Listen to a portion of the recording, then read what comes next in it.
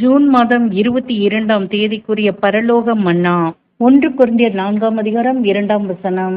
மத்தேயு 25ஆம் அதிகாரம் 15ஆம் வசனம். உக்ரானக்காரன் உண்மையுள்ளவன் என்று காணப்படுவது அவனுக்கு அவசியமாம்.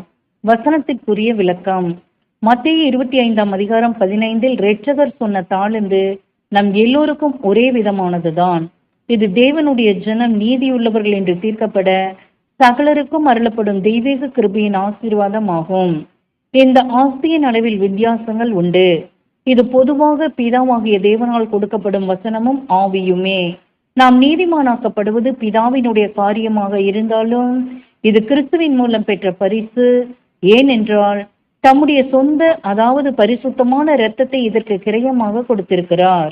அங்கீகாரம் பெற்ற ஊழியர் யாவருக்கும் ஒரே தாளந்து அருளப்பட்டு பலியின் ஜீவியத்தில் இவர்கள் தங்கள் ஆர்வத்தை காட்ட அனுமதிக்கப்பட்டுள்ளது. இது நம் திறமைக்கு தக்கதாக படிப்பிலோ, ஆஸ்தியிலோ, தேக பலத்திலோ, வசீகர சக்தியிலோ, நேரத்திலோ எந்த அளவு இவைகளை தேவ ஊழியத்தில் உபயோகிக்கின்றோம் என்பதை காணவே கொடுக்கப்பட்டு உள்ளன. ஆமேன்.